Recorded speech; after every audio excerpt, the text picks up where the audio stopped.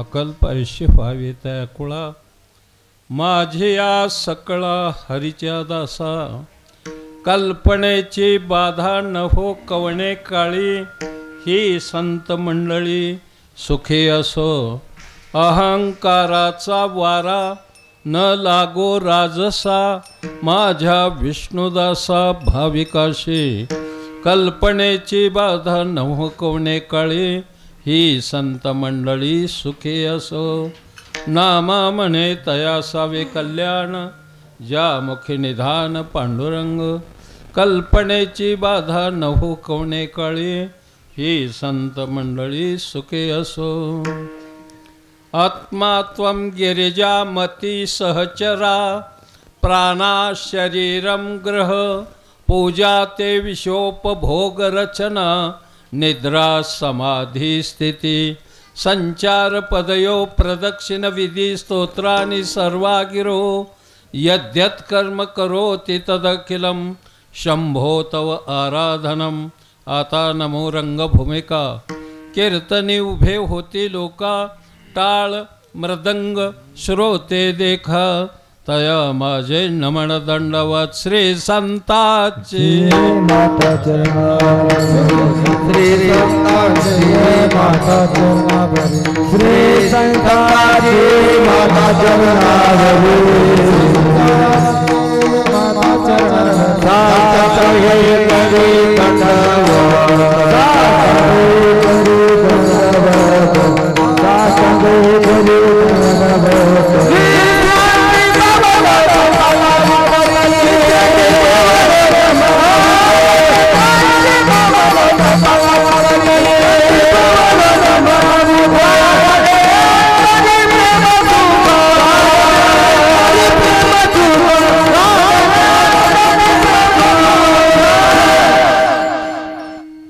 अकल्प आयुष्य व्हावे त्या कुळा माझे या सकळा हरीच्या दासा आज आपल्या या पवित्र आणि पावन भूमीमध्ये सालाबादप्रमाणे चालू असणारा नामयज्ञ अखंड हरिनाम सप्ताह वर्ष 5वे अतिशय सुंदर वातावरणामध्ये हा परमार्थ या ठिकाणी वाढीला लागलेला आहे. छोटंसं रोपडं 5 वर्षापूर्वीचं आज विशाल वृक्षामध्ये रूपांतरित पाहायला मिळते. भरपूर प्रमाणात अन्नदान तेही पक्वान्नाचं जेवण आहे. जेवण बी साधन आहे. उदार अंतःकरणाने दात्यांनी आपल्या प्रपंचातून पै करून जमवलेली रक्कम या परमार्थासाठी या वारकऱ्यांच्या मुखात 2 घास जावेत याच्यासाठी फार मोठा त्याग केला आहे. तेव्हा दानशूर व्यक्तीने दात्याने मला कधी वाटतं अशा प्रकारचं फार कोणी काशीला गेला, कोणी कुंभमेळ्यात गेला, कुठं इकडं तिकडं गेला तीर्थयात्रेला. माय बोलू नका दादा, आपल्याच गावातलेच.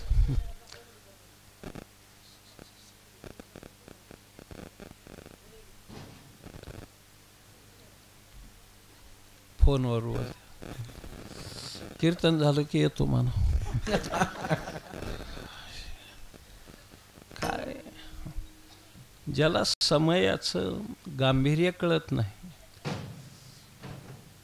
थोडंसं अनादि जन्माचं हे अज्ञान असतं, पाप असतं. म्हणून कुठं तीर्थयात्रेला गेलं, सगळं केलं, पण सर्वात जास्त पुण्य जर कशात मिळत असेल तर या अन्नदानामध्ये मिळतंय. मायबाप ही पंगत घालणाऱ्या ज्या विभूतीत, ज्या व्यक्तीत, जे महात्मेत, जे गृहस्थीत, हो भगवान परमात्मा त्यांच्या आयुष्यात अन्नधान्याचं कधीच कमी पडू देणार नाही. मायबाप कधीच कमी पडू देणार नाही. हो भरभरून देईल त्याला. एक भाजीचं पान खाल्लं भगवंताने तर दुर्वासा सकट 60,000 शिष्यांना जेवायला घातलं. आपण तर पोट भरून जेवायला घातले वारकऱ्यांना. बरं इथंच जेवले अशातली काही भानगड नाही. पुन्हा म्हाताऱ्याला सुद्धा वाढून नेलं एका म्हातारी मागा माझ्या. न्याय ना का काय चांगली गोष्ट आहे म्हाताऱ्याला. पण ती किती खातं हे बघितलं ना. तर म्हातारं शेवटच्या टप्प्यात आलेलं एवढं गोळा न्याला तरी भागण्यासारखं होतं. तिकडं 3 जणाचं भागलं पाहिजे असलं करी जमणार. हिला बेकार आहे रे. दुसऱ्याच्या मुखातून काढून आपल्या कुटुंबाचं भरणपोषण करणं म्हणजे हे महापाप आहे मायबाप, महापाप आहे. म्हणून सर्वांच्या आपल्यातलं दुसऱ्याला कसं पोहोचल हे पाहिलं पाहिजे. आपल्या घासातला घास दुसऱ्याला कसा जाईल हे अगोदर पाहिलं पाहिजे. लय मोठं तत्त्वज्ञान वेदांत नसतं कळत लगेच. हे साधा व्यवहार कळला की परमार्थ कळलाच म्हणून समजायचं. पण आज या कार्यक्रमाला आमच्या साबळे महाराजांच्या गुरुकुलातले सगळे विद्यार्थी, आपल्या पंचक्रोशीतले गायक, आता उशिरा का होईना पृथ्वीराज चव्हाणावणी आला ते आमचे गुरुवर्य हरिभक्ती परायण आजी गुरु मला आधी नाही फार मेलेला गुरु तर बिभीषण महाराज माझ्या प्रेम आहे त्याचं. दाखवतो मग कोणाच ठोकर. अशी व्यक्ती आज तरी या प्रांगणात कुठं नाही या पंचक्रोशीत आमच्या बिभीषण महाराजासारखं. मी कौतुक करतो नाही असं नाही. तसा ताल आणि तसा स्वर हे मोठ्या मोठ्यांना नाही जुळलं. ते प्रयत्न केला त्याच्या पाठीमागं राहून बऱ्याच जणांनी की ती झडप हाणावा, पण ती मातीत घुसलं पण झडप नाही बसली बरोबर. म्हणून असे थोडंसं आणि ईश्वराने एखाद्याला एखादी कला दिलेली असते, ती सगळ्यांना येत नाही. म्हणून धन्यवाद देतो आपल्या सगळ्या टाळकऱ्यांना. मस्तक हे पायावर, मस्तक हे पायावर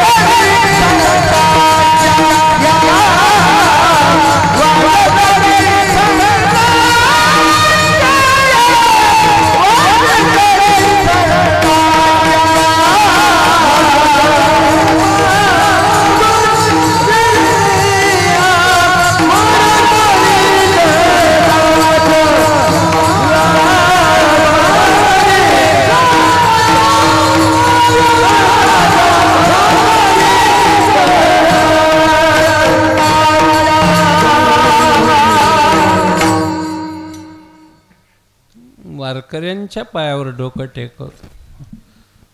मृदंगाचार्य दोन्ही चांगले आहेत, चोपदार चांगले आहेत, विणेकरी आहेत, माझे पेटी मास्टर सुभाष महाराज चांगले, सगळी चांगली. तुम्ही जाणकार सुज्ञेश्वर होते. साऊंड सर्व्हिस चांगली.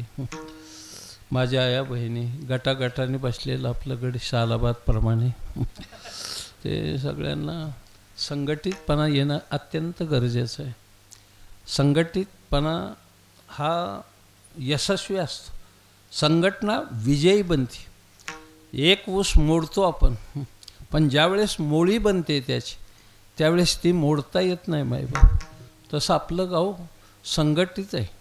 आपल्या गावात इस्लामची संख्या ही मला वाटतं 1/4 तरी असावी असा अंदाज आहे. किती आहे मुस्लिमाची संख्या? हां मग 1/4 तर कम्प्लीटच आहे, म्हणजे 25%. मला तर त्यांचंही कौतुक करावं वाटतं की मला समजलं मगाशी की त्यांनी सुद्धा 1 दिवसाची पंगतीचा कार्यक्रम घेतला. अल्लाह त्यांच्याही जीवनात परमात्म्याच्या रूपाने लाख लाख दुआ दिल्याशिवाय राहायचा नाही मायबाप. लाख लाख दुआ दिल्याशिवाय राहणार. जातीवर नाही हे हो, हे अंतकरणावर आहे परमार्थ. कोणत्या जातीचा वगैरे याला लय महत्त्व नाही. किती झोकून देतोय आपण. आमच्या इथं छोटं गाव आहे आपल्याच तुमच्याच तालुक्यात, झिकरी म्हणून, हा रोडलाच आहे इथं. हो, झिकरी पाडळी. संपूर्ण काल्याचा सुद्धा प्रसाद मुस्लिमाचा सप्त्यांना मायबाप. अरे धन्य आहेत रे तुम्ही. काय असतं मुसलमान आणि हिंदूमध्ये? काही नसतं, फरक काही नाही त्याच्यात. आता माझं रक्त काढलं, जो ग्रुप गट आहे, आणि ते एखाद्या इस्लाम बांधवाला दिला तर चालायचं नाही काय? का नाही चालायचं? त्यांचं रक्त जर मला मी आजारी असताना दिलं तर मला चालत नाही काय? काय धर्मातली तेढ काढून टाकायची बघ. तेढ काढली की धर्म नीटच आहेत सगळं. छोट्या गोष्टी सांगतो 5-6 म्हणजे लक्षात येईल. हात धुवायला काही शास्त्र लागतं काय? हात कशासाठी धुतो आपण? अहो स्वच्छ जेवायच्या आधी हात धुतो आपण. आपण पाणी खाली नेतळतो, हाताचं पाणी खाली नेतळतो. कुण्यातरी डोकं चालून त्याच्या विरोधात त्या मुस्लिमाने हात धुताना खाली पाणी नाही, उलटा धुवायचा. कळलं तुम्हाला? ह्याला काही शास्त्र आहे? हात धुणं एवढंच महत्त्वाचं आहे. जेवायला बसलो आपण टोपी काढून जेवतो, आपण टोपी पालती घालतो की इस्लाम बांधव ती टोपी उतानी ठेवतो. काहीच नाही ह्याच्यात फायदा नाही, तोटा नाही. आणि वटकन कशासाठी लावतो आपण? अहो कालवण एका बाजूला आहे, भाकरी भिजून आहे, तिची टेस्ट कोण आहे, म्हणून आपण पुढल्या बाजूने वटकन लावतो. आणि ही गडी इकडून अलीकडून वटकन लावायचं, मोहर ढव करायचं. ढव दोघांना बी गरजेचं आहे, हिंदूंना बी आणि मुस्लिमांना बी.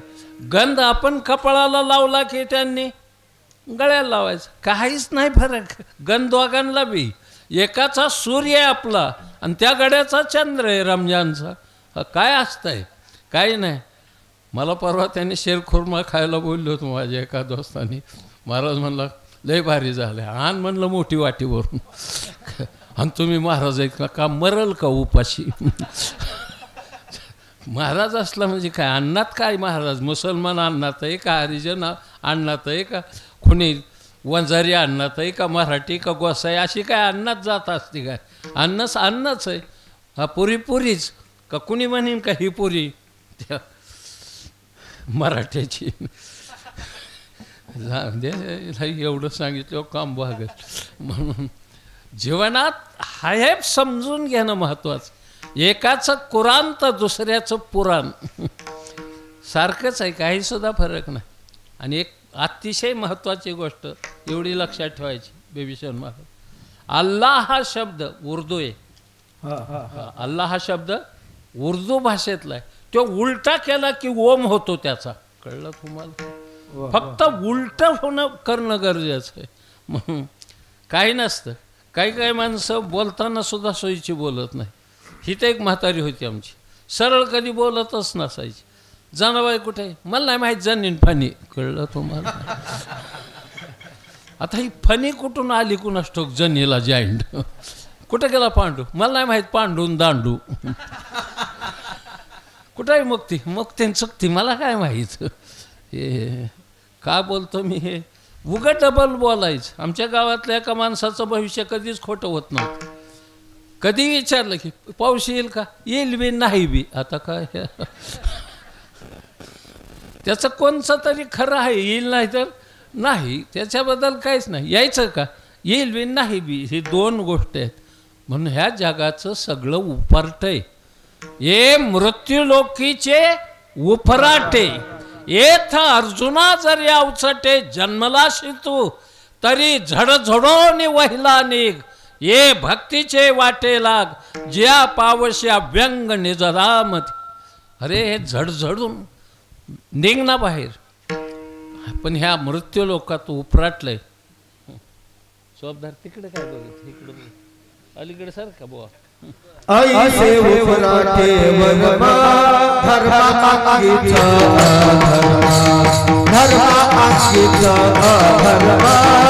धर्मांगीचा ऐसे उपराटे वनमा धर्मांगीचा धर्मांगीचा वनमा धर्मांगीचा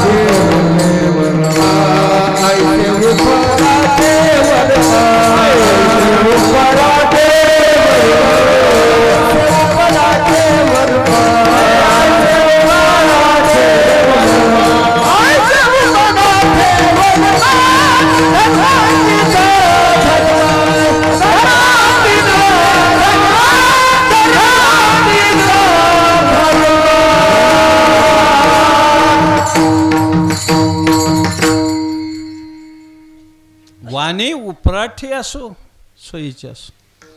प्रश्न हा आहे, एक छोटा प्रश्न तुम्हाला विचार, तुम्ही चपला पायात घालता का पायात चपला घालता का चपलत पाय घालता? काय करता? चपलत. आणि म्हणता काय? पायात चपला घालून निघालो. असं कधी घडतं का तरी? अंगात शर्ट घालतो का शर्टात अंग घालतो माणूस? किती सोपं गणित आहे. सगळ्याकडे तो नियम लागू करा. आपण बोलतोय एक आणि चालतो एक. आपली शेतकऱ्याची भाषा फार चालक असते, हुशार असतो शेतकरी. मला परवा एकाने विचारलं, तुम्हाला जमीन आहे का? म्हणलं आहे. पेरा येतं का? म्हणलं येतं. पण आता पेरा येतं आहे म्हटल्यावर थांबायला पाहिजे होत त्याने. मग कोळपाय येत आहे का म्हणला? मी म्हणलं येत आहे कोळपाय. कुठं शिकला? मी म्हणलं आमच्याच रानात. बावळट आहेत म्हणला. मी म्हणलं का?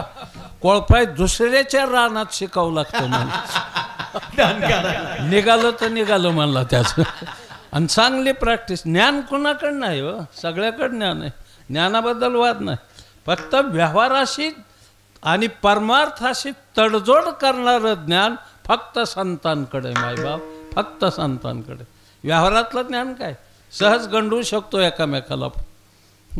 काही नाही, सहज काही लागत नाही त्याला. हां, मी पेराय शिकलो, पेरीत होतो चांगल्यापैकी.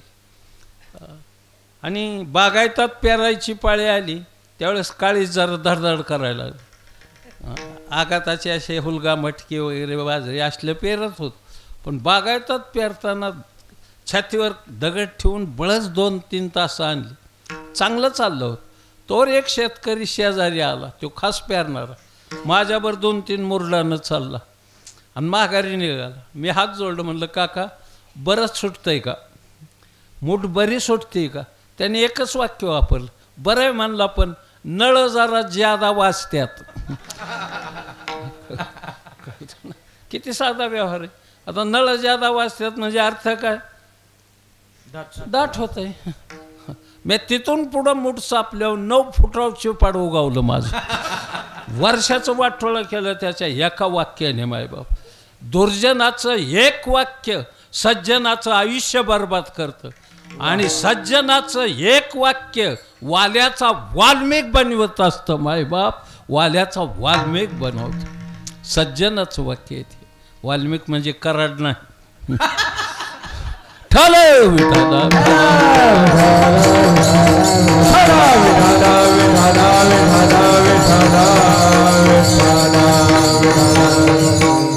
आज कीर्तन सेवेला घेतलेला भंग पंढरपुरामध्ये राहूनच पंढरी रायाचं गुण ज्याने गायलं.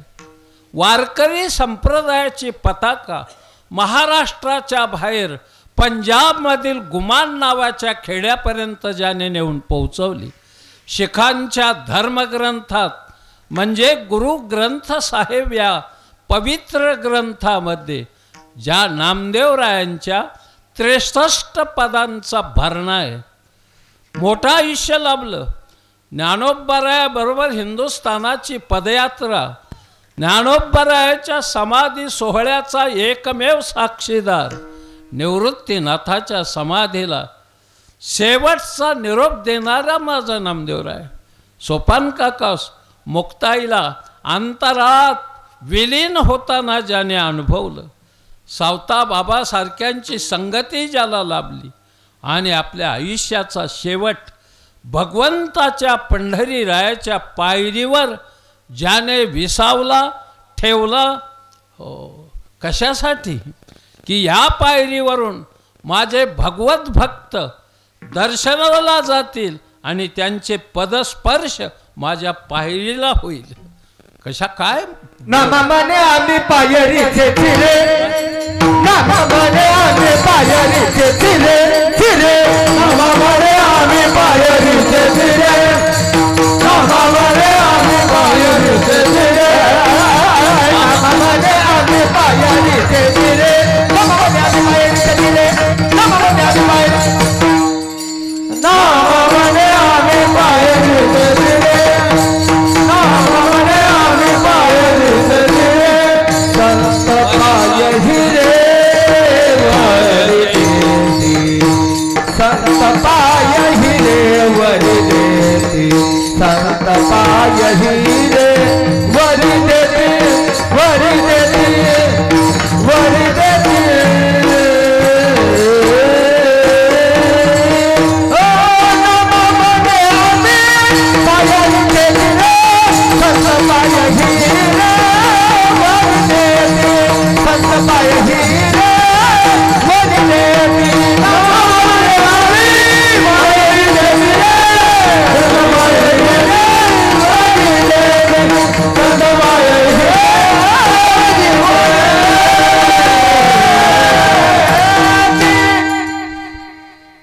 महाराजांची भाषा आहे. संत चरणाचा स्पर्श माझ्या पायरीला, मी जिथं विसावलोय त्या जागेला झाला. माझ्या इतकं भाग्यवान काय कोण आहे. अशा श्रीसंत शिरोमणी नामदेवरायांच्या मुखातून मागणीपर प्रकरणातलं हे आजची अभंगवाणी कीर्तनाला घेण्यात आली. या अभंगामध्ये नामदेवराय देवाशी सलगी करतात, बोलतात, थोडासा वादही घालतात. वय लहान होतं. आईने नामाला सांगितलं नामदेवरायाला की नामा बाबा घरी नाहीत, हे नैवेद्याचं ताट भरलेलं आहे, देवाला जीव घालून ये. ही नामदेवरायाची आई म्हणते. तुमची माझी आई असती तर देवाला जीव घालून ये म्हटली नसती, दावून ये म्हणले असते, दाखवून ये. नैवेद्याचं ताट हातात घेतलंय आणि नामदेवराय पंढरीरायाच्या समोर आले. पायाजवळ ताट ठेवलं, हात जोडलं. हे पंढरीराया जेवा, आईने पाठवलंय मला. त्याचा विश्वास होता नामदेवरायाचा. माझी आई खोटं बोलणारी नाही. ज्या अर्थी जेवू घालून ये म्हटली त्या अर्थी देव जेवत असला पाहिजे असा ठाम विश्वास होता नामदेवरायाचा. पण देव जेवणाच. पुन्हा नामदेवराय म्हणतात देवा जेवाना, हालचालच ना, राष्ट्रीय स्टोन जसा ना तसा उभा. मग मात्र नामदेवराय थोडे लहान वयात रागवले. रोज माझे बाबा येतात म्हणून जेवता आणि मी आणलं म्हणून जेवत नाही. तरीही देव काय बोलले नाहीत. मग मुलगं एकिरीवर आलं. ती म्हणले आता नाही जेवला ना देवा, पायावर डोकं आपटून जीव देईल. देव म्हणले असली म्हणणारी पुष्कळ गेल्यात, कोण डोकं आपटायला मोकळे. पण ते नामदेवराय होते. हो, कट्ट्यावर दोन्ही हात ठेवले आणि धाडकून डोकं आपटायला लागल्याबरोबर देवाने वरचेवर धरलं माझ्या नामदेवराय. नामा असं असतं का? मग का जेवत नाही म्हटलं. बसले जेवायला. 2 घास खाल्ल्यावर देवांच्या लक्षात आलं, देवाच्या, की मी अखिल ब्रह्मांडाचा चालक मालक परमात्मा, मी जेवायचं आणि एवढंसं लहान मुलांनी माझ्या तोंडाकडं बघायचं, हे चांगलं नाही. देवाने घास मोडला, भाजीला लावला आणि नामदेवरायाच्या मुखात घातला. माईबाप भाग्य लागतं. पण नामदेवराय ही काही कमी नव्हती. त्यानेही एक तुकडा भाकरीचा मोडला नैवेद्याचा, भाजीला लावला आणि भगवंताच्या मुखात घातला. माईबा देवाने तो आवडीने शेवला, सेवन केलं देवाने त्या तुकड्याचं. लहान मुलाचा स्वभावच असा असतो. आदगर लढिवाळपणा हा त्याचा गुण आहे लहानपणाचा. हा ज्ञानोबराय काय गोड ओवी लिहितात. बाळक बापाचे ताटी रिघे, की तो बापा तेच जेवू लागे, की तो संतोषले निवेगे मुखची ओढवी. ज्ञानोबराय सांगतो. लहान मुलगं बापाच्या ताटात जेवाय बसल्यावर स्वतः जेवत नाही, घास मोडतं, भाजी लावतं आणि बापाच्या तोंडाकडं करतं. बाप ब्या करून मोठं तोंड वाचतं. त्याला माहीत असतं हे लहानपणीच घालणार आहे. पुन्हा पाणीसुद्धा पाजा येत आहे का नाही कोणास ठाऊक. तसा देव आहे. मुखात घास घातला मायबाप. हो, देव जेवले. काय नैवेद्य हातेचा नैवेद्य हातेचा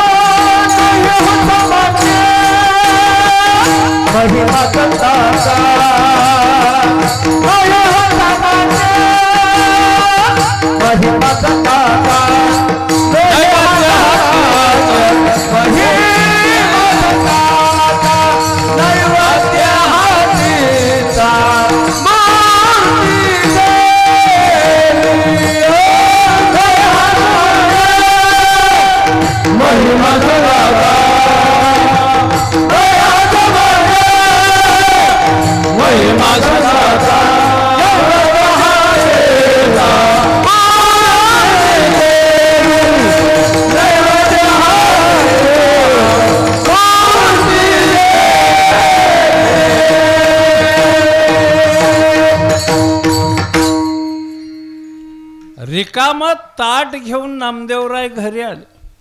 आईने विचारलं, नामा नैवेद्य कुठं आहे? म्हणलं देव जेवला. आईचा कुठं विश्वास. आईने नामाला हाताला धरलं. देवावर आळ घेतो, स्वतः नैवेद्य खाऊन देवाने नैवेद्य खाल्ला म्हणतो काय? म्हणून खाड करून श्रीमुखात भडकावली, कानफालात आणली.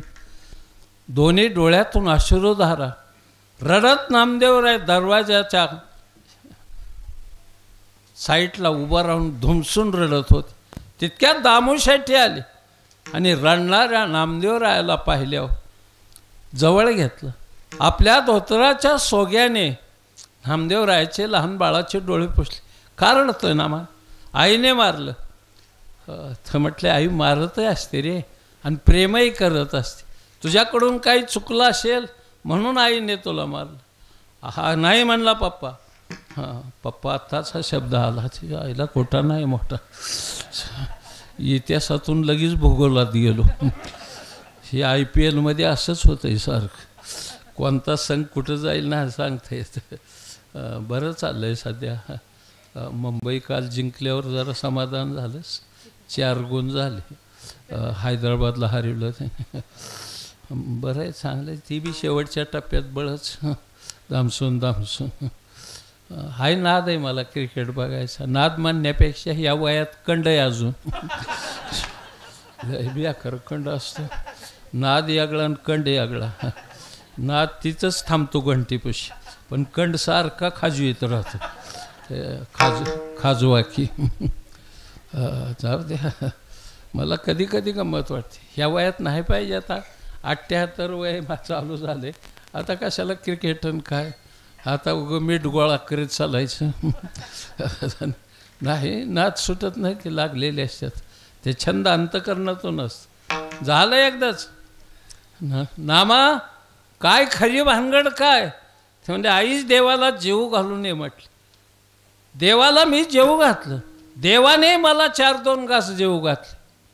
नामदेवरायाच्या डोळ्यात खोल पाहत दामूशेट्टीने म्हटलं, नामा खरंच देव जेवला? ते म्हणला, बाबा आपली खानदान कधी खोटं बोलते का? आपण खरं बोलणाऱ्याच्या वंशात जन्माला आलोय. हो, सत्य तोच धर्म, असत्य ते कर्म, आणि कहे वर्म नाही तुझे. सत्य आपला धर्म आहे. हो, नेहलं गोड बोलून.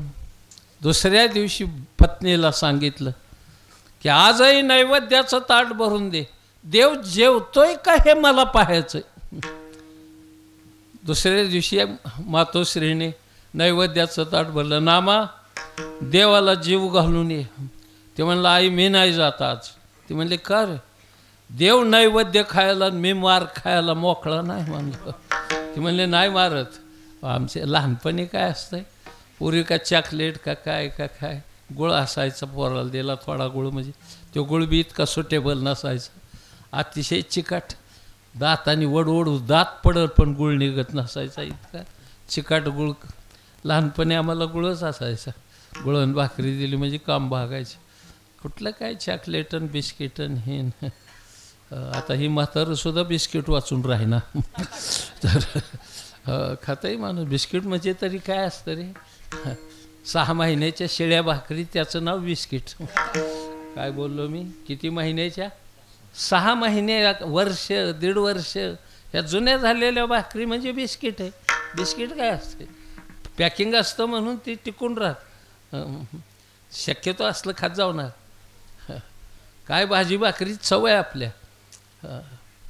संध्याकाळी शिळी भाकरी असू द्या, मोहरीचं तेल वगैरे मोहरीत तळून तेल मीठ लावून ठेवा दाबून, आणि सकाळी ती टेस्ट बघा माय बाबा. हे काय त्याच्या पुढे हे पारले नामकन तमकन. मी नाही खात तसलं कधी. ते आमची नातू आणतात माझ्याकडे. आजोबा ह्या हिला बुक्की घालीन म्हणलं तोंडावर. लई बेलिमदर कारची आमची गोसायची. ह्याला तरी मला ती एक जण तर 3 वेळा नापास झाला. आमचा मुलगा 3 वेळा एकाच वर्गात, पुस्तकाचा तारच नाही, काय नाही बापाला. असली मुलं जन्माला यावत. सरांनी मला एके दिवशी बोलून घेतलं, प्राचार्य म्हणले, महाराज तुम्ही इतकं चालाक, ही मुलगा इतका कसा काय ड आहे तुमचा. मी म्हणलं तो आईवर पडलाय. कुठं ना दिला काय, कुठं तरी पळवाट काढलीच पाहिजे म्हणलं. हां म्हणलं तसं जीवनात आहे. ते मुलं चालाक आहेत, अलीकडचे हुशार आहेत. ती प्रगतीचाही विज्ञानाचा भाग आहे हा. जाऊ द्या, गुळाचा खडा दिला की जा नामा देवाला जेवून घालून ये. गुळ मिळल्यावर निघाले नामदेव. मंदिरात आले, दामू शेट्टी लपत छपत पाठीमागून आले. नैवेद्याचं ताट ठेवलं आणि हात जोडलं नामदेवराय. देवा जेवा. आज डोकं आपटायची गरजच नव्हती. पडिले वळण इंद्रिया सकळ. देवाला वळण पडलं होतं. पटशीन खाली बसले आणि एकामेकाला जीव घालायला लागले. दामू शेट्टी गरुड खांबाचे आडून हे दृश्य पाहत होते. डोळ्यातून अश्व वाहत होते. गेली 24 वर्ष नैवेद्याचं ताट घेऊन आलो, कधी देव जेवला नाही आणि एवढ्याशा लहान मुलाकडून जेवतोय. जेवण संपल्या पळतच गेले दामू शेट्टी. पंढरीरायाच्या पायाला मिठी मारली. देवा मी 24 वर्ष झालो नैवेद्य घेऊन येतो, कधी जेवला नाही, आणि काल या पोराने नैवेद्य आणला आणि देवा तू खातोय. त्यावर देवाने दिलेलं उत्तर फार मार्मिक. एवढं वाक्य लक्षात ठेवायचं. देव म्हणतात मी दामाकडून जेवत नसतो, नामाकडून जेवतो. मायबाप नामाकडून जेवतो. हो, नाम महत्वाचं. हो, नामा वाचून काही नाही मायबाप. जा काय करीत नाही. आपल्या गावातलीच आहेत कुत्री. काय काय ठिकाणची कुत्री बी लई हुशार राव. मी परवा एका ठिकाणी जेवायला बसलो, दुपारा कार्यक्रमाला निघालतो लांब तिकडं मावळात. मग ते विहीर बघितली, मोटर चालू होती आणि ते 2 भाकरी नेलेले होते आपल्या सोडल्या आणि बसलो जेवायला. 2 कुत्री एक इकडून आणि ह्या इकडून एकामेका गुरगुर गुरगुर करीत आले. मला वाटलं कळवण लागते आता. खडा हाणल्यावर तर लवकर लागून म्हणून मी दगड हाणला नाही, काय नाही. पुन्हा पुन्हा जवळ आली आणि मी नुसतं फडकं सोडून भाकरी उघड्या केल्या होत्या. 2-2 पायावर येऊन युद्ध चालू झालं राव त्यांचं. भयानक युद्ध. बरं ते युद्ध पटांगणात तिकडं जायचं, ती माझ्या अंगावर आलं. मी हाडहाड करून मागं सरकलो आणि दोघांनी 2 भाकरी उचलल्या आणि पळाली राव ही कुत्री. ही महाराष्ट्रातल्या कुत्र्यांचं सांगतोय मी. सत्तेची भाकरी मिळाली की ही कुत्री गार होत्यात माईबाप. काही राहत नाही. ते कुणीकडे बी कुणीकडे जातात, काही नाही, तपास नाही त्यात. म्हणून या कुत्र्यांपासून सावध राहा. जीवन जगायचं आहे ना. तसं मी दामाकडून जेवतो, नाही जेवत नाही, नामाकडून जेवतो. हो, देव म्हणतात. मग ते नामदेवराय, त्यांच्यावर देव प्रसन्न झालं. पंढरीराय प्रसन्न झाले. मागा म्हटले काही विनामा, आम्ही आपल्यावर खुश आहे, प्रसन्न आहे, काही मागून घ्या. संत आहेत ते. संत कधी स्वतःसाठी मागत नसतात, ते विश्वाच्या कल्याणार्थ मागतात. खळाची व्यंकटी सांडो, दोरिताचं तिमीर जावं, विश्व स्वधर्माचा सूर्य माथ्यावर आलेला पाहायला भेट. हे कोणाचं मागणं आहे? माझ्या ज्ञानेशाचं.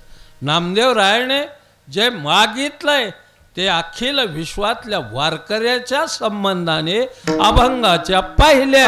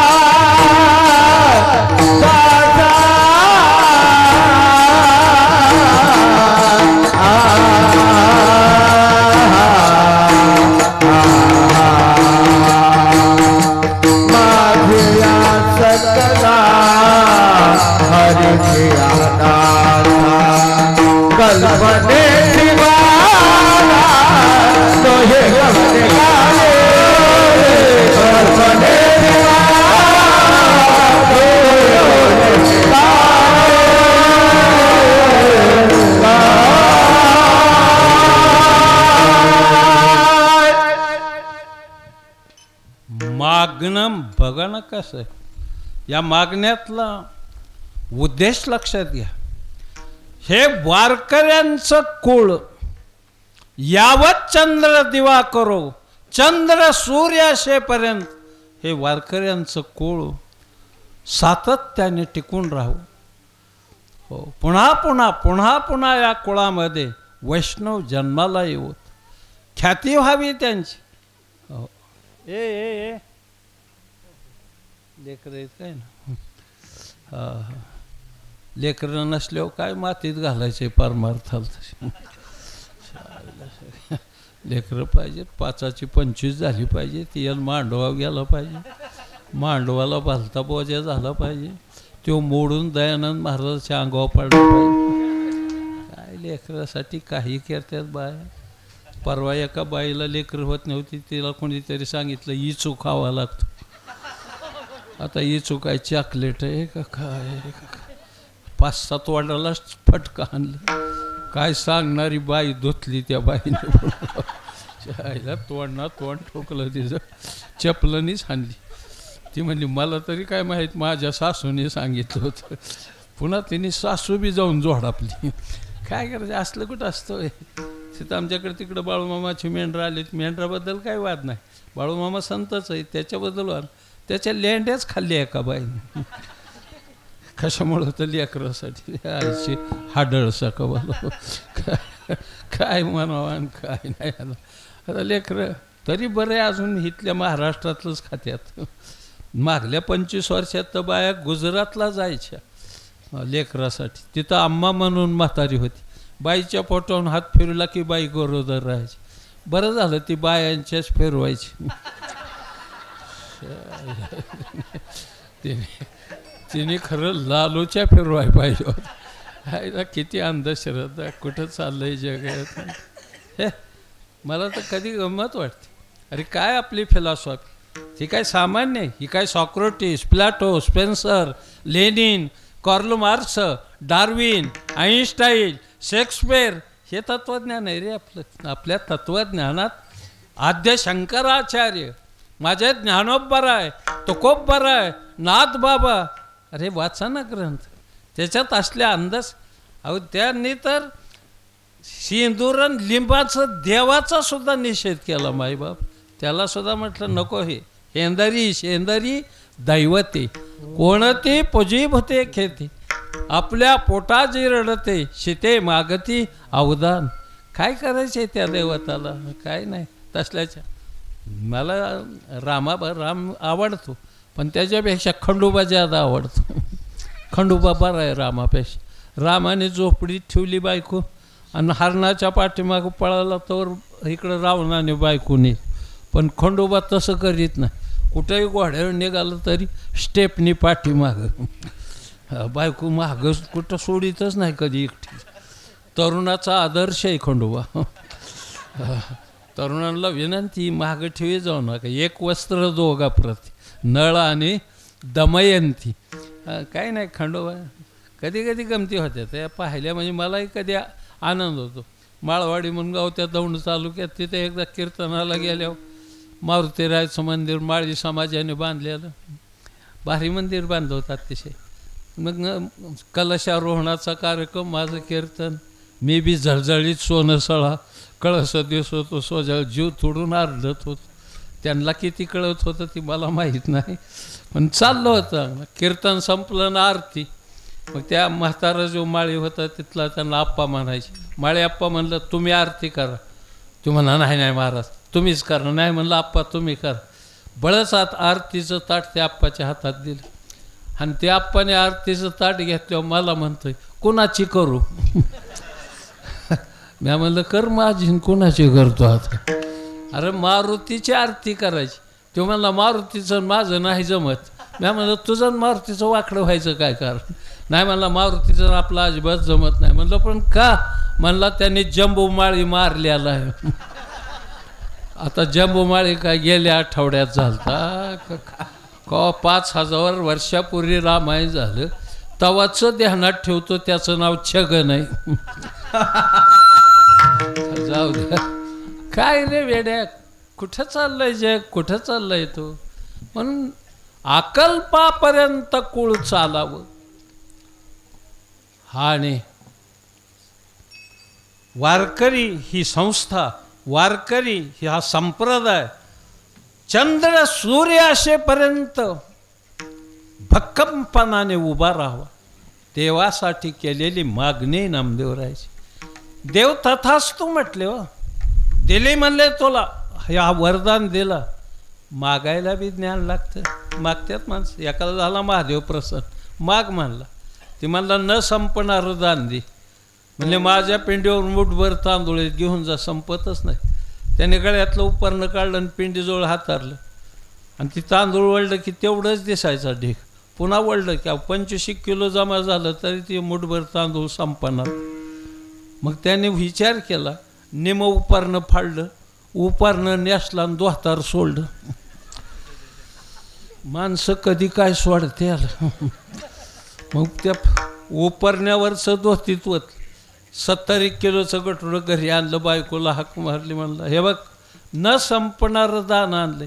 तिने गठुडं उचललं घरात नेऊन टाकलं. मागं वळून बघते ह्याच्या डोक्यावर दुसरं. ती नेऊन टाकलं की तिसरं. अख्खं घर भरलं तरी ती गठुडी संपणार. मग शेजारी पाजारी धावलं, सुकडी पळविल्या म्हणजे ती गठुडी पळवायला लागली आपापल्या घरी. शाने ओळखलं की आपलं बी भरलंय. काय बघता माझ्याकडे, उभ्याने मेला गडे. अख्खं गाव मैतीला जमा झालं. ताटीवर बांधला, रामनाम सतई निघाली. येसाव्याच्या जागेवर मागचं गडी पुढून पुढचं मागं व्हायचं. ह्या चौघाच्या खांद्यावरून ताटी उतरून घेतली की बघा त्यात तर ह्या चौघाच्या खांद्यावर दुसरी. ह्या चौघांनी ओळखलं की आपलं सुद्धा भरलेलंच आहे आता. पण अति हुशार बुद्धिमान ती म्हणली 1 2 3 म्हणायचं आणि चौघांनी संगच खाली टाकायची ताटी, पळायचं 4 दिशेला. 1 2 3 म्हणली, चौघांनी संगच ताटी खाली, चौघ 4 दिशेला पळाली. प्रत्येकाच्या खांद्यावर स्वतंत्र. अहो देवाचं दे नाही, मागायचं काही कारण नाही, त्याला कळतंय. तसं नामदेवराय मागणं मागतात. हे अकल्प आयुष्याचं वरदान मागितलंय माझ्या भगवंताला. दिलं म्हटले, पण साफल्य महत्त्वाचं असतं. वरदान देण्यापेक्षा ते सफल होणं महत्त्वाचं. काय अवस्था आहे. नामदेवरायाची परिस्थिती अत्यंत गरिबीची.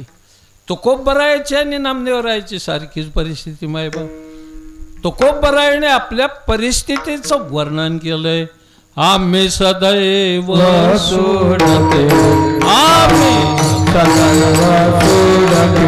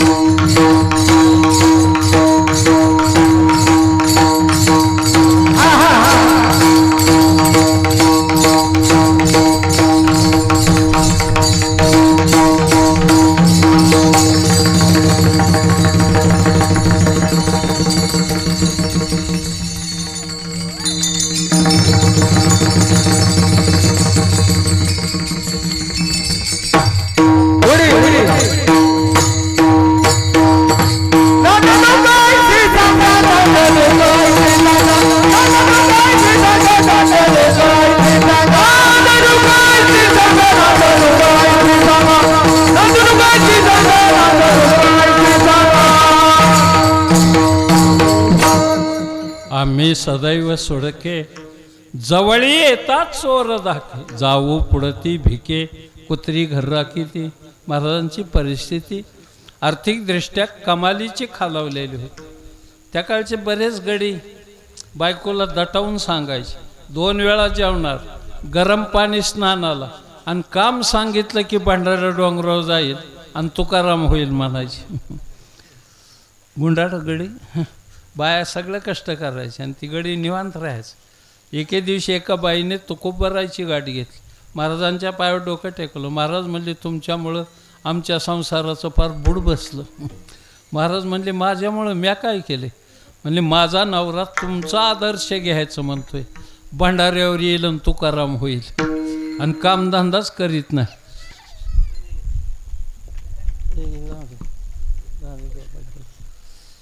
ही चांगली सवय नाही. म्हणजे अशी लेकरं मोकार असं फिरणं वगैरे हे काही भविष्यामध्ये जरी आपल्या महाराजाची असली किंवा कुणाची असली तरी त्याला बी काही पथ्य असतं, सांभाळावंच लागतं जवळच.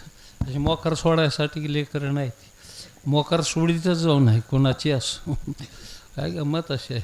थोडंसं राग वाटतं त्या माझ्या शब्दांचं, पण ती भविष्यात मोकारच असतात, कळलं तुम्हाला? म्हणून फार जपावं लागतं त्याला आत्तापासून. संस्कार हे नंतर होत नाहीत, पुन्हा ह्याच वयात होत्यात. संस्कार हे बाल्यावस्थेत होते. शिवबा रांगत होता, रांगणारा शिवबा असाच धिंगाणा घालायचा पूजाला गेल्यावर ह्या मुलासारखा. म्हणून जिजाऊ साहेबांनी शिवनेरीवर एका दासीच्या जवळ शिवबाला ठेवलं की मी शिवाईची पूजा करून येईपर्यंत ह्या शिवबाला लहान रांगणारं मुलगं.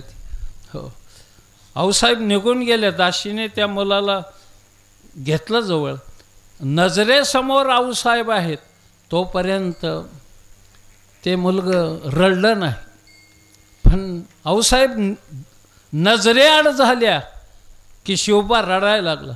त्या दासीने अनेक प्रयत्न केले पण शिवबा रडायचा थांबेना.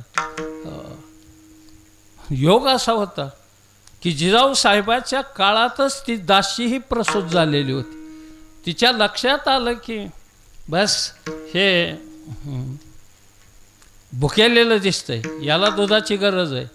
म्हणून त्या दासीने शिवबाला अंगावर घेतलं. म्हणजे काय केलं? स्तनपान दिलं, पाजलं. इतक्यात आऊसाहेब आल्या आणि शिवबा खेळताना पाहिल्यावर त्याने विचारलं, राहिला शिवबा माझा? हो आईसाहेब राहिला हो साहेब शिवबा, पण एक माझ्याकडून चूक झाली, ती माफी मागते मी, पण तुम्ही क्षमा करत असाल तर सांगते.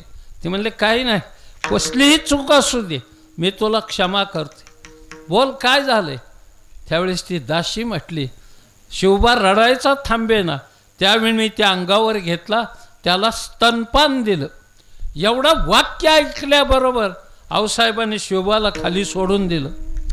त्याच्या नरड्यात बोटं घातली. 7-8 वांत्या झाल्या राजांच्या शिवबाच्या. दासी घाबरली होती, ते हात जोडली, म्हणली, आऊसाहेब गायी निरनिळ्या रंगाच्या असल्या, माझं वाक्य पुन्हा लक्षात घ्या, गायी निरनिळ्या रंगाच्या असल्या तर दुधात काय फरक आहे? ते म्हणले, ही भाषा तुला नाही कळायची. हो, एकच प्रश्न विचारते तुला, तू कोण आहे? ती म्हणली, मी दासी आपली. मग हा जर शिवबा माझा दासीचं दूध प्याला तर कुणाच्या तरी दास्यत्वात राहायचे संस्कार याच्यावर होतील. याला मला स्वतंत्र राजा बनवायचा आहे. हा माझंच दूध प्याला पाहिजे मायबाप, माझंच दूध. याला संस्कार म्हटलं जातं. संस्कार हे बालपणातच घडत असतात, मोठेपण नसतात घडत. मोडत्याल पण हे पाहुण्याने आग्रह केला म्हणून तुरडी माळ मानला. उशिरा घातलेली, काय मातीत घालतो, काय केलं, दापाच हाडकं फोडली एवढंच ना, काय मरतो होताच काय रे. एकदा घातली ना माळ, म्हणजे मंगळसूत्र आहे मायबाप, ती कधीही तोडायचं नसतं आणि कधीही काढायचं नाही.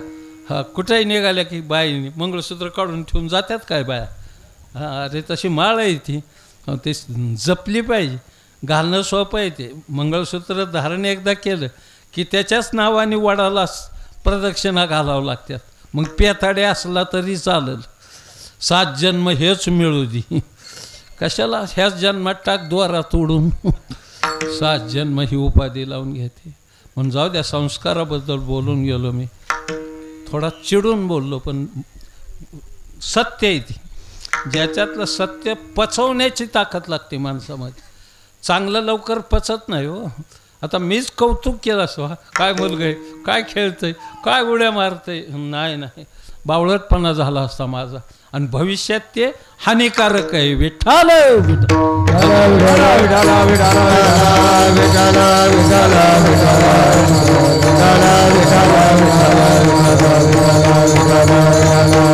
अकल्पापर्यंत कुळ चालावं, पण चालल कसं? परिस्थिती गरिबीची तोकोप भरायची, नामदेव राहायची. ती बाई घरी आली आणि तिने नवऱ्याला विचारलं, काम केल्याशिवाय भाकरीचा तुकडा द्यायचे ना. तो म्हणला भंडाऱ्यावर जाईल आणि तुकाराम होईल. ती म्हणली सरळ चालायला लागायची. त्याला माहीतच नव्हतं इतक्या लवकर रिझल्ट लागल. तुकोप भरायचं आश्वासन, ती काय पंचवार्षिकच्या लाबाडांचं आहे. बाई घरी आल्यावर तिने बोलली, ह्याने मागं पुढं बघत, हे म्हणला भंडाऱ्यावर चाललो, सरळ जायचं म्हणली. लांबून तुकोबारायने पाहिलं गडी आल्याला. आलं म्हणला गिरायक. कसं काय आला? म्हणला संसाराच्या नावे. तुकोबारायला पटवीत होता, संसार दुःखामुळं. तुकोबाराय म्हणले कपडे काढा. ती म्हणलं कशाला? सगळे कपडे काढा, लंगोटीने असा साधू हाताने कपडे काढावं लागतात, जाळावं लागते, मग राख अंगाला, मग साधू. मनातली मनात म्हटला कपड्याला तर मुकायच्या मागं दिसतो इथं. कपडे काढले, तुकोबारायने जाळले, सगळ्या अंगाला लावली राखते. तोर दुपारच्या 12 झाल्या. पोटात काय? तुकोबारायला म्हणला जिजाबाई भाकरी घेऊन कधी येतात? तुकोबाराय म्हणले कधी येतात आणि कधी 8-8 दिवस नाहीत येतो. म्हणला तुम्ही काय खाता? मी लिंबाचा पाला खातो. म्हणला आता लिंबाचा पाला काय सफरचंद आहे का द्राक्ष आहेत का? चावायचं आणि थुकायचं. अख्खा दिवस उपाशी राहिलो. माघ महिना, कडाक्याची थंडी, अंगात घालाय नाही, धुकं पडलेलं सगळीकडं, पांघराय नाही, हातराय नाही. 8 वाजता तर गडी थडथडा उडायला लागला. तुकोबारायला म्हणला भलतं गार लागतंय राव. तुकोबाराय म्हणले जोराने टाळी वाजवायची, विठ्ठल विठ्ठल म्हणायचं, नाचायचं, म्हणजे हिट वाढते, ऊर्जा वाढते. टाळी वाजून नाचायला लागला. पहाटे म्हणला महाराज. तुकोबाराय म्हणले आता काय झालं? टाळीला हाताकडं हातच येईना राव. म्हणला माझा ताटून गेलो राव. म्हणला महाराज म्हणले मग पहाट झाले दिसते, चल आंघोळीला. तू म्हणला आंघोळ गरम पाणी तुझ्या बापाने ठेवलंय. म्हणला डहावर चाल. निघाला डहावर. काय तुकोबारायने गेला असं गार वाफा चालायच्या पाण्यावर पहाट. हो, तुकोबारायने डहावात उडी टाकली आणि कडला बसलं गपचिप. कुठलं? त्याने पाण्यात बोट बुडविलं, खटकून वाकडं झालं. आणि नीट कराय 2-3 मिनटं लागली. त्याने ओळखलं की ज्या पाण्यात बोट बुडविल्यावर जर वाकडं होतं, आपण पाण्यात पडल्यावर लाकडंच गोळा करावं लागतं. म्हणला 3-4 वेळा बोट बुडीपर्यंत तुकोबाराय महाग कधी आले ते आंघोळ करून माहीतच नाही. महागूनच ढाकललं. 5-6 बाऱ्या बुडविल्यावर आराडला मोठ्याने. म्हणलं ह्याच्यासाठी गाथा लिहिला काय? तुकोबाराय म्हणले गाथ्याचा आणि ह्याचा संबंध काय? म्हणलं गाथ्यात तर लिहिलंय बुडते हे जन न देखावे डोळा, आणि इथं तर बुडू मारताय राव. म्हणला गेला भंडाऱ्या घेऊन. तुकोबाराय त्याला घेऊन गेले. कशाचा काकडा म्हणतोय? आकडा झालेला. दुसऱ्या दिवशी संध्याकाळपर्यंत जिजाबाई आल्या नाहीत. संध्याकाळच्या 6 वाजल्यावर 2 दिवसाचा हिशोब केला त्याने.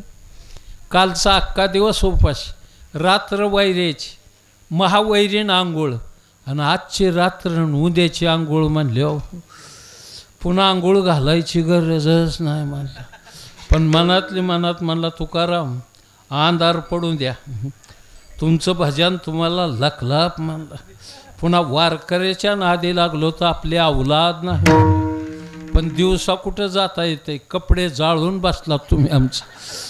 अंधार पडल्यावर विठ्ठल विठ्ठल म्हणायचं आणि मागं पळायचं. काय भंडाऱ्या डोंगरो घरी आल्यावर तारावर थाप मारली. बायकोने आतून विचारलं कोण आहे? अगं म्हणला मीच आहे. मीच कोण? आवाज नाही का ओळखीचा? ती म्हणली माझ्या ओळखीचा आवाज परवा दिवशीच मी आला. म्हणली मी बुका लावून बसली म्हणजे ते म्हणलं अगं तसं नको म्हणू मला ते तसंच झालंय म्हणले काय कशासाठी बोलतो मी हे सगळं. परिस्थिती ही नामदेवरायाची आणि तुकोबरायाची. माझ्या नाथबाबा श्रीमंत होते आणि ज्ञानराजा तर संन्यस्त होते. त्याच्यामुळे या दोन्हीही महात्म्यांनी परिस्थितीला सामोरं गेले आणि परिस्थितीवर विजय मिळवला. मायबाप देवाशी साध्य साधलं, देवाचा साक्षात्कार करून घेतला. मायबाप फार महत्त्वाचं आहे. आणि हा साक्षात्कार स्वतःसाठीच नाही तर अखिल विश्वाला त्याचा फायदा व्हावा ही संकल्पना राबवली. विठ्ठल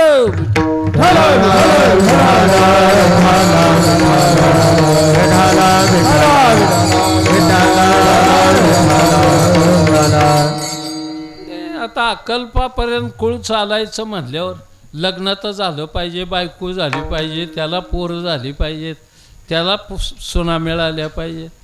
नामदेवरायाच्या परिस्थितीमुळं लग्न बी जमाना लवकर. शेवटी देवाने लग्न लावलं, जमवलंही लावलंही. देव लग्न जमवाई गेले नामदेवरायाचं. काय सुंदर वर्णन आलंय त्याचं. पायी विजार अंगरखा वर, मोत्याचा तुरा पागोट्याला, जोडा रत्नाचा शोभे त्याला, हाती सुवर्णाची काठी, गळ्यामध्ये कंठी, हिऱ्याची अंगठी बोटाला, झालर मोत्याची घोंगडीला. गुमास्ता झाला, चालून गेला बेदर नगरीला. होता एक सावकार पेठेला, त्याचं नाव बाबूराव शेठ. कारकून 60 जमा खर्च करते बाजूला, 900 गावची जागिरी त्याला. देव गेले त्याच्या कचेरीला आणि राम राम केला. काही जण जोड्याकडं बघत होती, काही जण घोंगडीकडं. 60 गावची जागिरी इकली तर किंमत नाही नुसत्या घोंगडीची. कुठलं कोण आपण? ते म्हणला मी पंढरपूरचा थेट, नाव विठू शेठ, गुमास्ता दामू शेट्टीला आणि नामदेव पोटी पुत्र त्याला. मुलगी ह्या मालकाला म्हणल्याबरोबर बघायसुद्धा आली नाही, सुपारी फुटली. दोन्ही अंगाने लग्न देवानी त्यांच्याच गळ्यात मारलं. कारण देवाला माहीत होतं इकडं आल्यावर काय, इथं आडात गुळवणी आणि बाबळीला करंज्या काय इथं. म्हणून जीवन त्याने असं उत्तम जगलं, देवाची सेवा करून जगली. नामदेवरायाशी देव बोलतात, अकल्पापर्यंत कुळ चालावं ही आपली मागणी आम्ही मान्य केली. अजून काही मागायचं शिल्लक आहे का? ते मागण्यासाठी अभंगाचं दुसरं जग. कल्पनेची बाधा न हो कोण काही, कल्पनेची बाधा न हो कोण काही,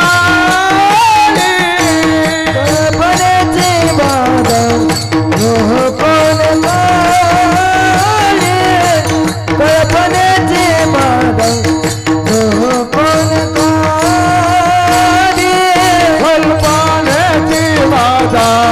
न हो पवन बाई,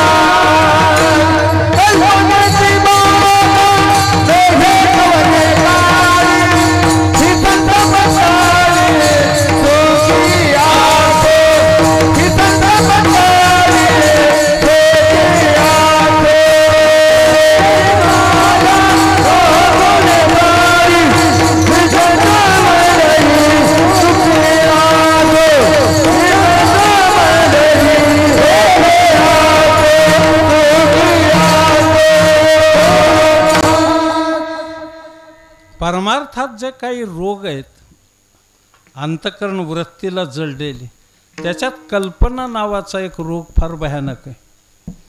काय कल्पना करील माणूस नाही सांगता येत. झोपेत असो, बसलेला असो, एकटा असो, उगा काहीतरी त्याची लढाई चालूच असते आतल्या आत. काही करत नाहीत पण कल्पना करतात. घरी बसल्या बसल्याच रानाचा हिशोब, वरच्या बाजूला एक एहर पाडावा आणि मग तिचा पाठ खाली न्यायचा आणि इकडल्या बाजूला 15 झाडं लावायची आंब्याची, 2-4 चिकूची तिकडं. उगा कल्पना बसल्या बसल्या. तिकडं डाळिंबाचं 1-2 एकरचा प्लॉट घेऊ आणि इकडे एक चिक्कूचा एखादा एकर असावा आणि रानातच बंगला बांधून राहू. ह्या कल्पना नुसत्या. कळलं. आमच्या इथे एक देवरेश्वर शेजारीचं राहायचं आमच्या, त्याला एक मंत्र पाठवता. झोपडीत राहायचं आपलं, 3 वाशाची झोपडी आपली. ते त्याला एक मंत्र होता तो पाठ. ते म्हणलं आकाश बांधू, पाताळ बांधू, आमकं बांधू, तमकं बांधू म्हणायचं. स्वर्ग बांधू, पाताळ बांधू, आकाश बांधू, जे नाही ती देव बांधू म्हणा. की ते त्याच्या बायकोनी जळकं लाकूड इतकं घेतलं. हे आकाश बांधू, पाताळ बांधू म्हणला की स्टॉकात टाकला पाठी. म्हणली आधी घर बांधा म्हणली आणि मग आकाश आणि पाताळ बांधायला निघा म्हणली. काय माणसं कल्पनेत इतकी रमून जातात ना, लय रमतात माणसं. काहीच नाही, कल्पनाच असतात. आधी एक कोंबडी घेईल, तिला 20 अंडी होत्याल, त्यातली 18 पिलं निघत्याल, 16 जागत्याल, मग 16 मोठ्या कोंबड्या होत्याल, त्या एकायच्या, मग शेळी घ्यायची एक, मग शेळीला पाठच होणार, मग अशा 10-15 पाठी झाले की मग त्या एकायच्या आणि मग म्हैस घ्यायची आणि मग म्हशीला रेडा नाही, टोन्या नाही, रेडीच होणार. कल्पना सगळ्या. मग रेडी झाल्यावर 10-15 म्हशी होत्याल आणि मग कोण बायको द्यायचं नाही. बायको दिली की म्हणला मग ती मी धारा काढणार, ती त्याचं दूध तापविणार, दही लावणार आणि मग ती घुसळणार, मग लोण्याचा गोळा असा निघणार. मी बी इतका तगडा होणार म्हणलं. देवळाच्या काट्यावर जो आपल्याला होतं डोक्या इतक्या. आणि तोवर एका मशीनी त्या कल्पनेतच लात घातली. ह्याच्या खोटी म्हैस लात हाणल्यावर अगं म्हणला की हाणली, पलटी, पडला कटाड्यावरून खालीन. काय ही सडाकला. लोक जागे होते. म्हणले काय झालं गोविंदराव? काय नाही म्हणलं, स्वप्नातल्या मशीनी लात मारल्यावर असली दशा होती तर जागृतीतल्या मारल्यावर काय होईल माझं म्हणलं. हे आहे ना चाललं, ही बरं आहे. कल्पना करीत राहतो माणूस. मी सुद्धा लय रंगवितो कल्पना रस्ते निघाल्यावर. आता ह्या गावाला गांडवायचं, त्याच्याकडून घ्यायचं, त्याच्याकडून बावळट कुठला. जगाला कुणालाही गंडेव बरं का. विभीषण महाराज, देवाला गंडवता येत नाही, नशिबाला नाही गंडवता येत. माणसाला गंडवशील, 10-5 पोती त्यांच्याकडून गोळा करशील, ह्याच्याकडून गोळा करशील, ती होत असतं रे. त्याला काय अवघड नाही, ती मिळेल, देतेल बी माणसं. पण त्याच्या पाठीमागं तुझं अंतःकरण काय, त्याला महत्त्व आहे माय भाऊ. हे पहिली पंढरपूरला जर माणसं चालली ना सुभाष, जुनी माणसं, तर घरची गावातल्या म्हाताऱ्या वगैरे त्यांना 2 पैसे द्यायचे किंवा पैसा द्यायचे एक, की आमचा तिथं गेल्यावर पांडुरंगाला वाहा म्हणून. आणि त्याने पैसा घेतल्याबरोबर हसायचं. आता मिळाली तंबाखू. आईचा बैल तुझ्या काय. आमच्या गावात 10-12 आणि त्याला जमलं होतं. ते आलं पंढरपूरला, माझी गाठ पडली. म्हणलं कसं काय मागून आला? काय नाही म्हणलं, लय खुश आहे मी आज. कसं काय? लय 4-4, 2-2 आणि एक आणा दिला बायांनी, 10-15 येशिक बायांनी सगळं आणलं. म्हणलं कशाला देवाला वाहतोय महाराज म्हणलं. आता म्हण चला आंघोळीला. गेलो आंघोळीला आणि त्याचं पिशवी ती तिथं ठेवली होती. 2 आंघोळ करू हे सगळंच नेलं. महाराज म्हणलं माझं काहीच नाही. मी म्हणलं तिकडून आणले होतं त्या देवाने, नेलं, काळजी करू नको. आमचा एक मेहणा होता, सक्का मेहणा माझा, 72च्या दुष्काळात त्याच्याकडे पाऊस नव्हता ना आम्हाला थोडंसं ओलवत, म्हणून ती म्हशी घेऊन आलो 5-6. पहिली धार काढली की वाजायचं. चरवीमध्ये दूध आलं. म्हणलं पहिल्याच धारेला कसं काय वाजत आहे होय. मी म्हणलं दाजी काय भानगडे. म्हणला ह्या आधी अर्धी आधीच असते मला. अरे कर्म जसं असं. शेवटी दुष्काळ उजाळला. त्याला जायचं होतं 7-8 दिवसांनी मासाडे घेऊन 5-6. सकाळी ताप आला की म्हैस आजारी पडायची. डॉक्टरला 200 रुपये 50 रुपये खर्च व्हायचा. म्हैस संध्याकाळी ओढून टाकावं लागायची. 6 दिवसात 6 म्हशी मेल्या. दाजी मोकळं झालं साखळ्या घेऊन. कर्जतला कोणाकडं पैसे होतं आपलं ते रतिबाचं, ते आणायला गेले. केटली होती जर्मनची त्या जुळबार, आणि पाऊस लय सुरू झाला. आणि आमच्या नदीला आलं पाणी, बारका पूल. त्याच्यावर ती सायकल घेऊन येत होता, घसारला आणि ती किटलीत पैसे आणलं होतं. सायकल सापडली पण किटली वाहून गेली. रडायला लागला मला मिठी मारून. मी म्हणलं काय झालं आज. किटली हरवल्या. म्हणलं कुठं 1.5 रुपयाला येत नाही, मी घेऊन देतो. 1.5 रुपयाचं नाही म्हणलं, ते सगळी उधारी त्याच्यातच होती. मग मी म्हणलं हे सगळं पैसे त्याचंच होतं, त्याच्यातच बुलडल्या काय. हे पैसे पाण्याचंच होतं ना, ते जातील कुठं. अरे जसं कर्म असेल ना, त्या कर्मापेक्षा लांब जात नाही जीव. कोणाचं हरामचं खाऊ नका रे. अंगावर फुटत. बैल होऊन राबावं लागतं त्याला. बैल होऊन राबावं लागतं. बैल आपल्यात का कष्ट करतात ही इतकी मोठी. त्याचं कारण आहे ती मागच्या जन्मात लय गंडविलेलं आहे त्यांनी आपल्याला. म्हणून आपल्यात राबावं लागतं. तसं जसं कर्म असेल तशा प्रकारचं फळ मिळतं. पण जीवन जगा, उत्तम जगा, आनंदी जगा. आपल्या असणाऱ्या अंतःकरण वृत्तीला अहंकाराचा स्पर्श सुद्धा होऊ देऊ नका. अभंगाचं ते सर. कराचा वारा लागो राजैसा, कराचा वारा लागो राजैसा, कराचा वारा लागो राजैसा,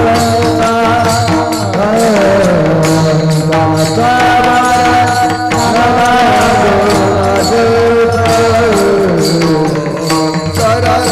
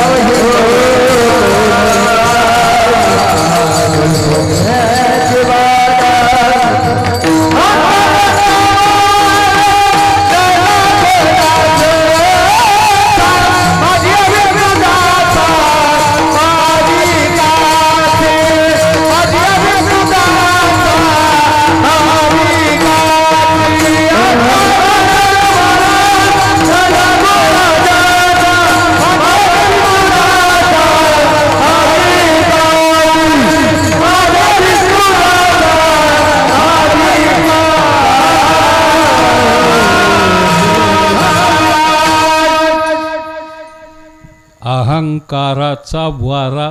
वारा म्हटलंय. आमच्या या विष्णुदासाला वारकऱ्याला लागू देऊ नको.